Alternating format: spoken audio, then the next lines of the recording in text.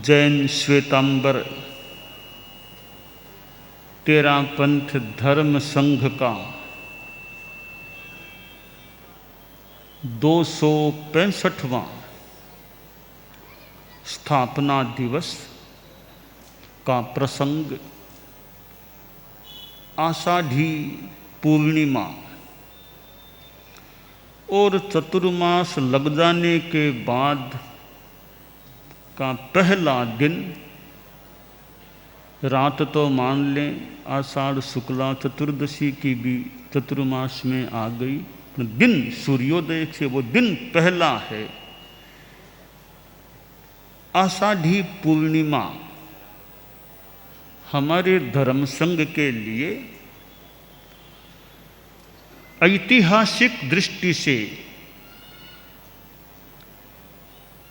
मानो करीब उतना ही महत्वपूर्ण दिन है जितना भारत के लिए 15 अगस्त का दिन होता है। 15 अगस्त भारत के लिए स्वातंत्र्य का दिवस है, तो 13 पंथ के लिए आषाढ़ी पूर्णिमा एक स्थापना का दिवस है, एक स्वतंत्र पंथ के मानव प्रारंभ का दिन है। 26 जनवरी गणतंत्र दिवस के रूप में भारत के लिए महत्वपूर्ण हो सकता है, तो हमारे धर्म संघ के लिए माघ शुक्ला सप्तमी वो मर्यादा महोत्सव का दिन है। वह हमारे लिए एक प्रतिष्ठा को प्राप्त दिवस है। यह आषाढ़ी पूर्णिमा और इधर माघ शुक्ला सप्तमी का दिन। हमारा धर्म संघ जिसको आज 264 वर्ष संपन्न हो रहे हैं और 13 पंथ मेरा पंथ बन जाए, अच्छा एक कोटेशन सा है, 13 पंथ मेरा पंथ बन जाए। पर 13 पंथ मेरा पंथ कैसे बने? पंथ तो तेरा है, अब बन जाए मेरा, तेरी चीज मेरी बन जाए। 13 पंथ के नामकरण में जहां एक और 13 की संख्या का योगदान है, और वहीं एक दूसरा अर्थ भी साथ में है। जब जोधपुर में दीवान फतेहमल जी ने देखा कि ये जैन लोग दुकान में सामायिक अपनी साधना कर रहे हैं, क्या बात हुई, धर्मस्थान में यह धार्मिक साधना न करके यहाँ दुकान में क्यों कर रहे हैं? एक जिज्ञासा हुई, पूछ लिया कि क्या बात है, आज यहाँ कैसे ये आप सामायिक धार्मिक अनुष्ठान कर रहे हो? तो उन्हें बताया गया कि हमारे गुरु भिखण जी महाराज, उन्होंने क्रांति की है, थानक छोड़ दिया, तो हमने भी अब धर्म की साधना यह यहाँ दुकान में कर रहे हैं। कहा कितने लोग हो? बताया कि हम यहाँ पर 13 आदमी हैं। कि अच्छा, तो आपके गुरुजी कितने हैं? कि हमारे गुरुजी भिखण जी महाराज भी 13 साधु हैं। 13 साधु? अच्छा, आप भी 13 हैं, आपके गुरुजी भी 13 हैं साधु कुल संख्या में। तो कोई सेवक जाति का कवि वहाँ था आसपास, उसने वह दोहा रच दिया या बोल दिया, वो जो भी आप रो गिलो करे, साध साध रो गिलो करे, आप रो मंत सुन जो रे शहर रा लोका ए 13 पंथी पंथ।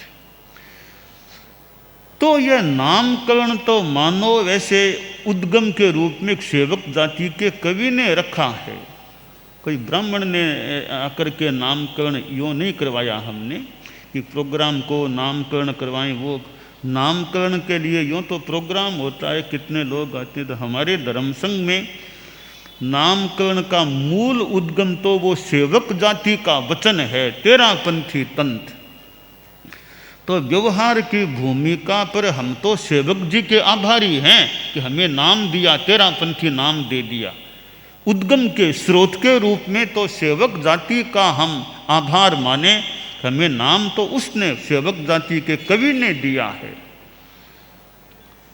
यह बात थोड़ी फैल गई, तेरापंथी ये तो तेरापंथी हैं, तेरापंथी हैं।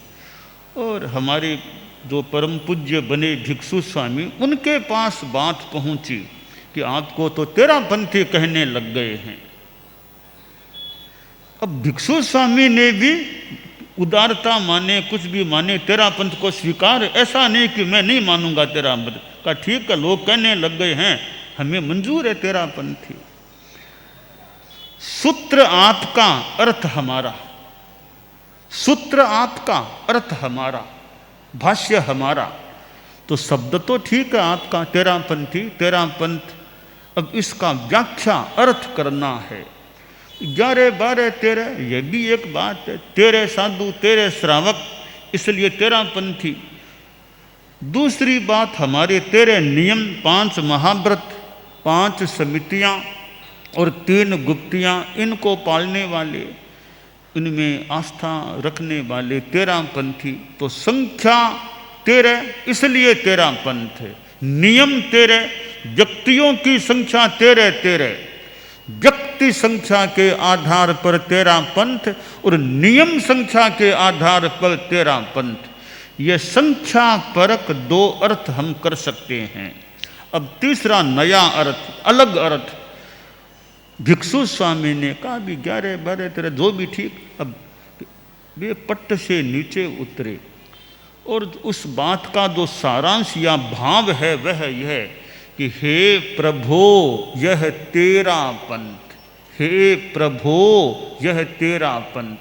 हमारी भाषा में मान लेते हे प्रभु कि हे भगवान महावीर, पंथ तो तेरा है, आपका है, तुम्हारा है। दाई पाथ, योर पाथ, पंथ तो आपका है, हम पंथ बनाने वाले नहीं हैं, पंथ तो आपका है, हम तो उस पर चलने वाले पथिक हैं।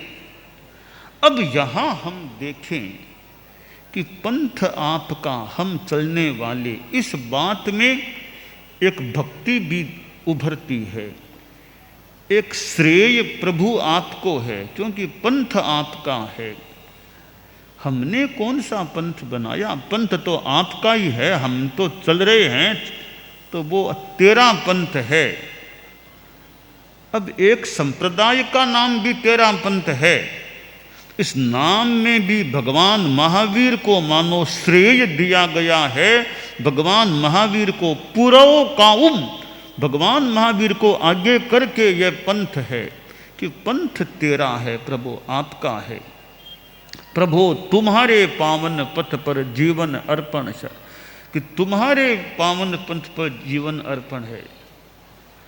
तो यह भगवान महावीर के प्रति एक भक्ति समर्पण का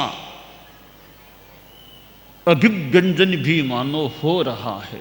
आचार्य भिक्षु ने, भिखण जी स्वामी ने इस तेरा पंथ नाम को मानो एक्सेप्ट कर लिया, स्वीकार कर लिया, और यह मानो स्थापित हो गया। तेरा पंथ का स्थापना का काम तो बाद में हुआ, नाम का उद्गम पहले हो गया, पहले नाम। अब देखिए कि बच्चा तो बाद में जन्मेगा, नाम पहले ही हो जाएगा। क्योंकि बच्चा जन्मेगा, क्या नाम, नाम पहले ही तय कर लो, बच्चे का नाम क्या देना है। तो स्थापना तो बाद में संभवतः, नाम पहले हो गया। तो तेरा पंथ नाम स्थापित हुआ और आचार्य भिक्षु जिन्होंने अपने संतों के साथ आज के दिन जो ये नव्य भव्य दीक्षा ग्रहण करने की बात है, करेमि भन्ते सामा इयम सब्बम सावज्जम जोगम पच्चखामी, अर्थात उन्होंने पूर्ववर्ती दीक्षा को अस्वीकार कर दिया, अमान्य कर दिया कि पहले जो दीक्षा हमने ली वो हमारी ओर से अमान्य है, हम आज से नए रूप में नए सिरे से ये दीक्षा संकल्प ग्रहण कर रहे हैं। तो यह स्थापना और क्या है, यह नई दीक्षा लेना ही तेरा पंथ की स्थापना है। नई दीक्षा दो तरह से हो सकती है कि एक तो किसी ने ऐसा दोष कर लिया तो नई दीक्षा लेनी पड़ी, एक तो वो नई दीक्षा होती है। वो नई दीक्षा होती तो लोग 2 महीना 4 महीना 2 साल 4 साल बाद कोई ऐसी साधु से गलती हो गई, अब नई दीक्षा देनी है तो छेदोपस्थापनीय चारित्र देते हैं। छेदोपस्थापनीय चारित्र के रूप में महाव्रतों को हम स्वीकार कराते हैं। फिर आचार्य भिक्षु ने ये जो नई भव्य नव्य दीक्षा ली वो छेदोपस्थापनीय वाली नहीं ली, ऐसा प्रतीत हो रहा है। उन्होंने तो शुरू से ही ली है, करे में बनते, यानी मेरी भूल न, वो मेरा अनुमान है, वो उन्होंने जो लिया है केलवा में वो सामायिक चारित्र ग्रहण किया था। वो उन्होंने छेदोपस्थापनीय वाली नई दीक्षा नहीं ली थी।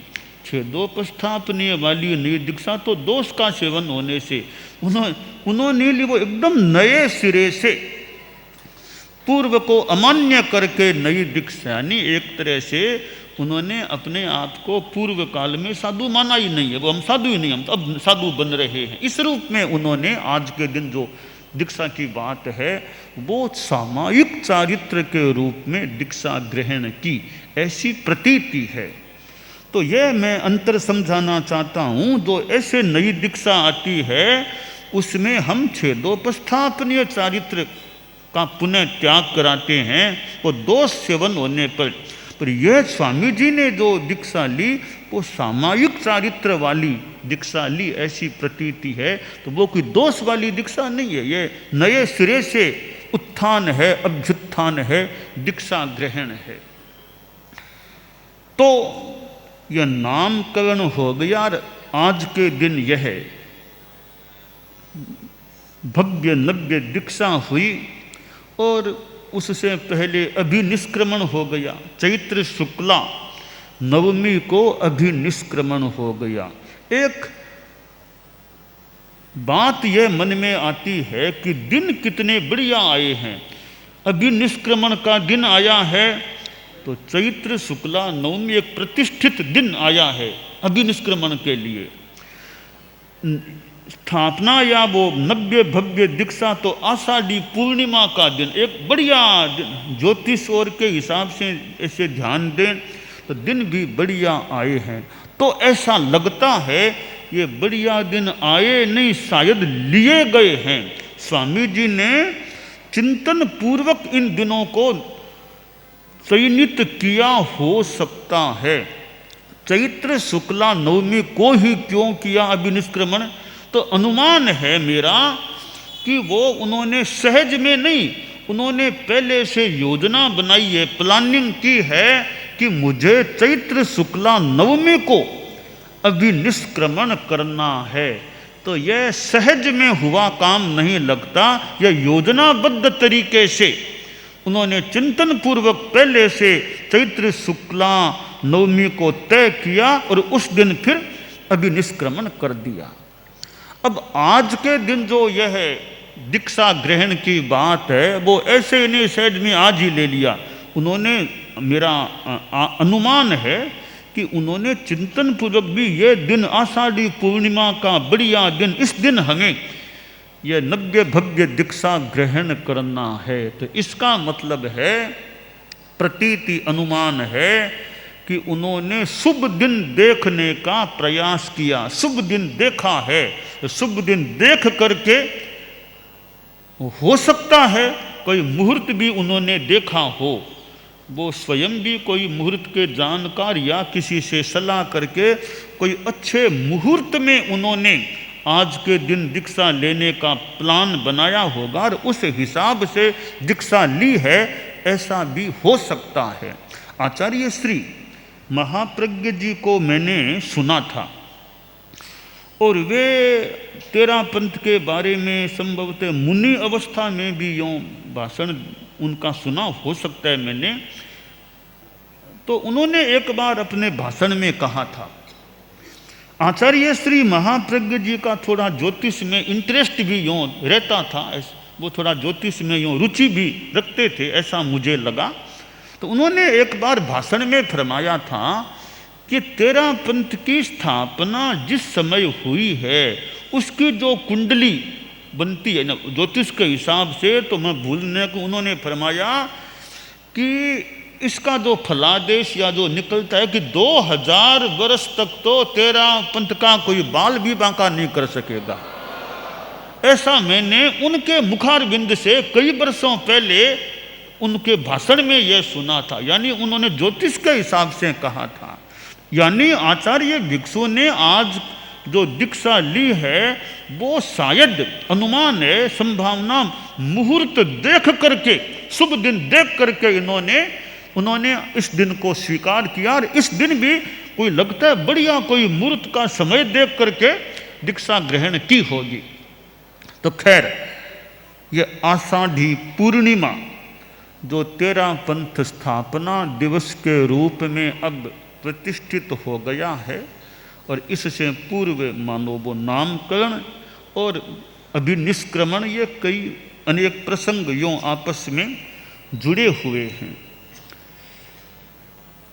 कोई क्रांति होती है, कोई नया कार्य होता है, तो कभी कभी नए कार्य का विरोध भी हो सकता है। विरोध के कई कारण हो सकते हैं।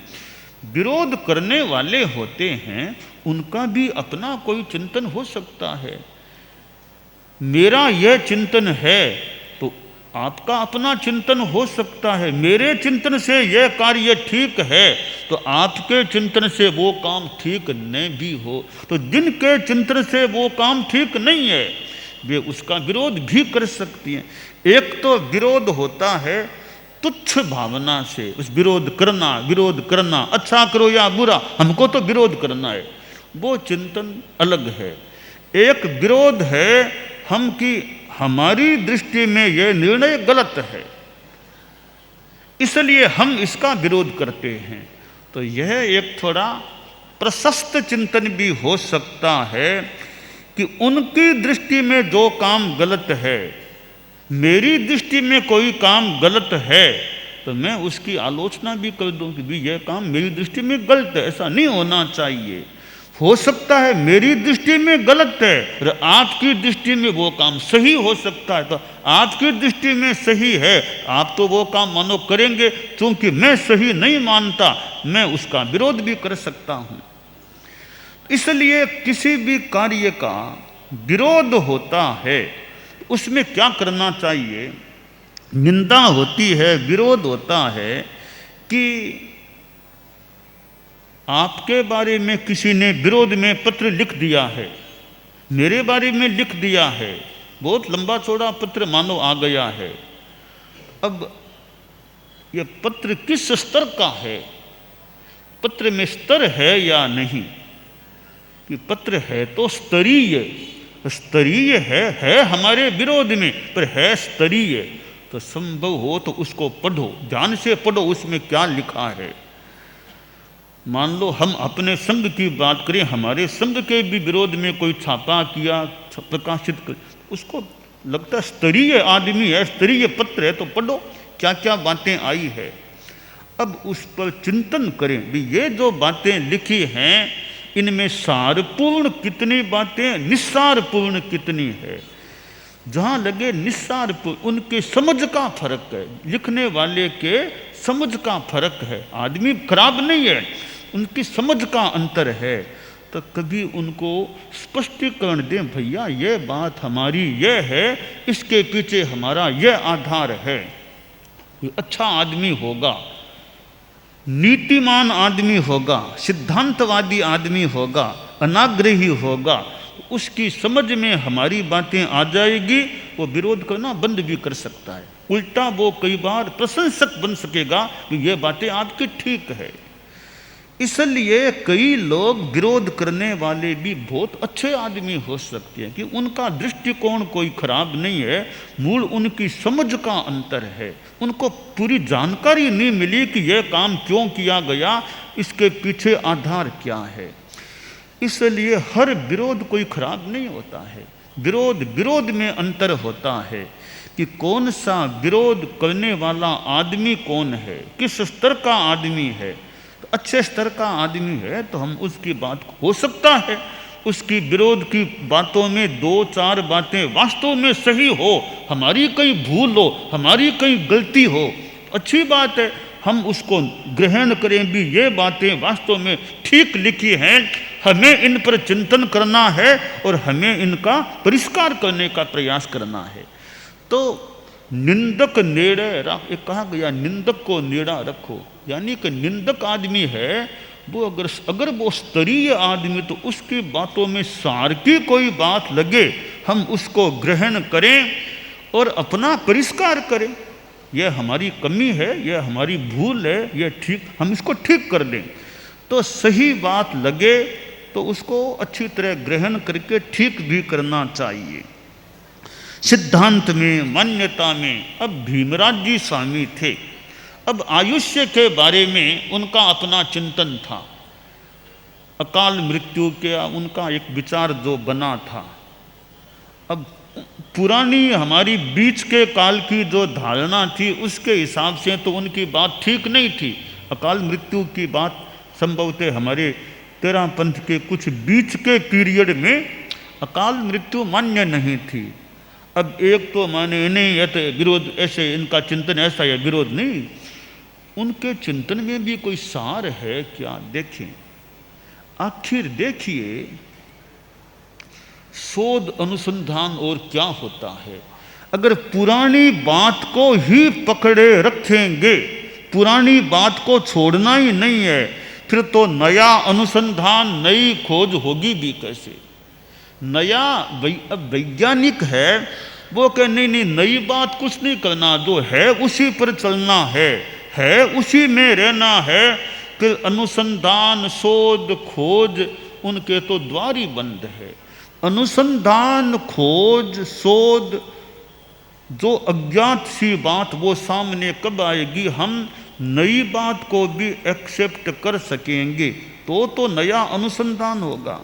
अब ये शोध प्रबंध लिखते हैं, खोज होती है, कोई ये नहीं नई बात कुछ नहीं कहना, पुराने पर ही चलना है, तो फिर तो दुनिया में विकास होगा भी कैसे। आज ये मोबाइल फ़ोन है, आज ये कंप्यूटर, सोशल मीडिया के ये साधन हैं, तो खोज हुई होगी तब नई चीज़ सामने आई है। खोज करनी ही नहीं है तो नई चीज़ सामने आएगी भी कैसे।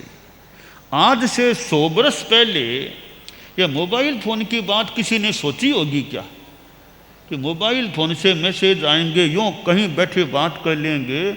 आज से 60 बरस पहले भी फ़ोन एक जगह जाकर के, जहाँ वो फ़ोन रखा हुआ होता वहाँ जाकर के बात की जाती, वहाँ जाके गांव में कहीं कहीं एक दो कोई फ़ोन तो वहाँ जाकर के बात करनी है।